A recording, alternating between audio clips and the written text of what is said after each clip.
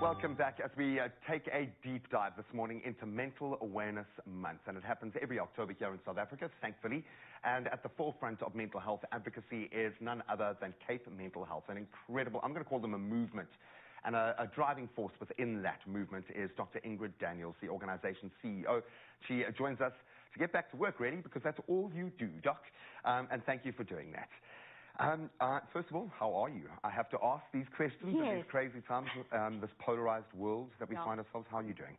Good morning to you, Graham, and all the Expresso viewers. I'm good, but getting up so early is not good for my mental health, but otherwise 100%. I'm well, and it's wonderful to be in your wonderful new studio to talk about mental health. It's become such a critical discussion for all of us. We almost can't move around it now. I'm so glad you mentioned that. I hope that my director took that on board this morning, that it is difficult at this time of the day because you wake up with everybody's problems. It's not just yours and your families.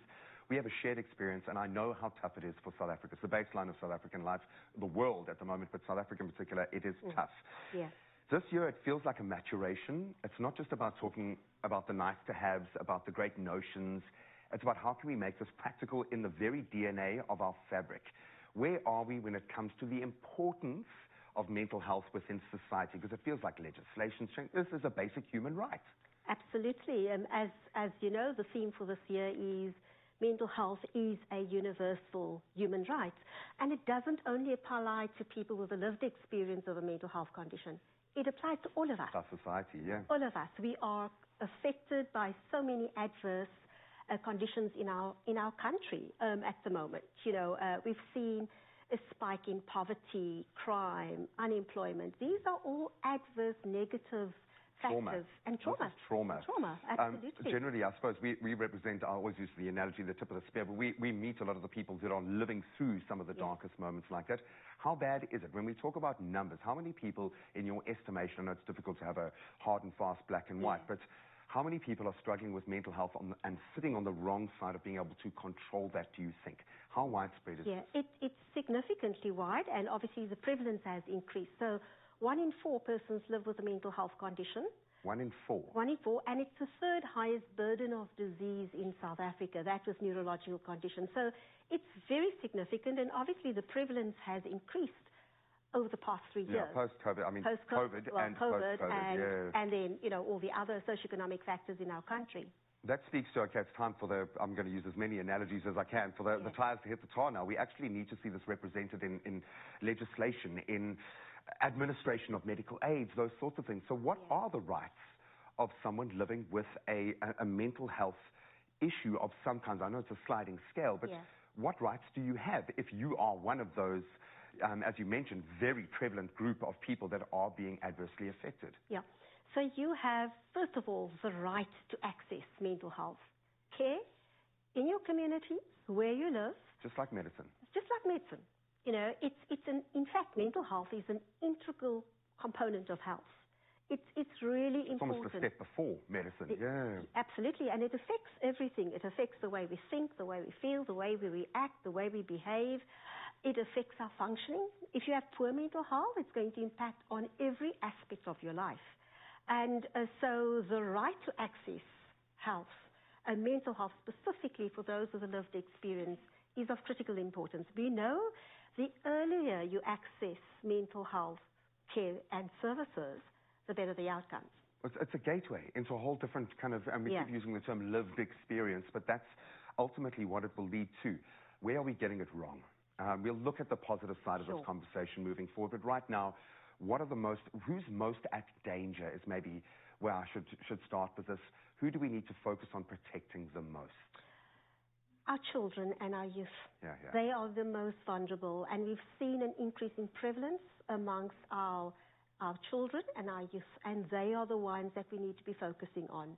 There's huge underinvestment in mental health, and yet we know for every $1 invested in mental health, there's a $4 return. So it makes health economic sense to invest, and specifically that young group. They have been through the toughest 3 years of their lives. Life has not been so-called normal for them. They've had to make many adjustments, particularly during the COVID-19 pandemic, and then the ongoing issues that we have around load shedding, the communities they live in. socioeconomic existence, that in itself. The crazy thing is, as you list these negative impacts, these factors, you're listing, if I had to be sitting with a motivational speaker, he'd be listing the things that you need to go through, the lessons you need to learn to become uber successful, to become resilient, to become the strongest member of your family and your community. There is an opportunity, and we are seeing young South Africans emerging with purpose, resilience, strength. They just need a system that supports them. I'm not going to let you go anywhere, Doc. Of course, we're going to continue to chat to some incredible people working on both sides of the story. And I will tell you right now, there is not a person that I've come across that isn't affected by mental health issues. It's my feel-good breakfast show.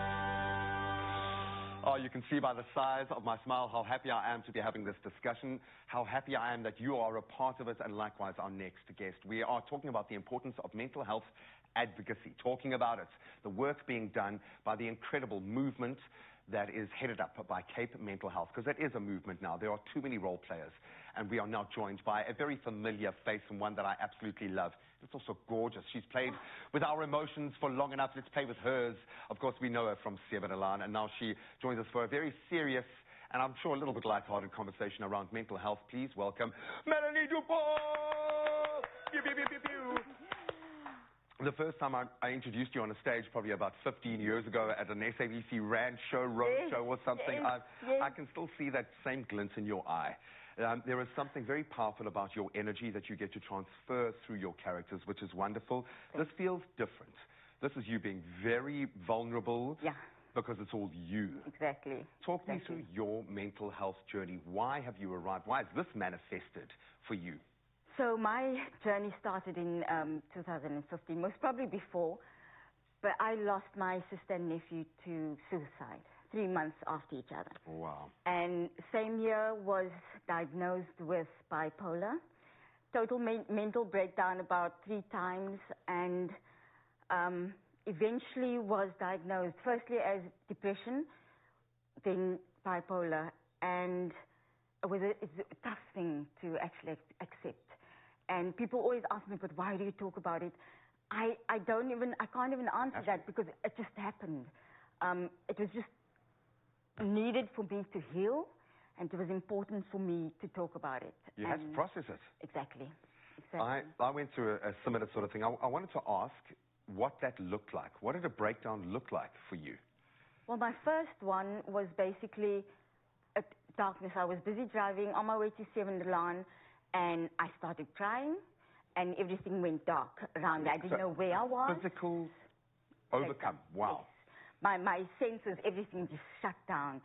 I remember on the phone with one of my colleagues, I was like, I'm late, I'm so sorry, I don't know where I am. And they're like, where are you? I didn't know where I was. Wow.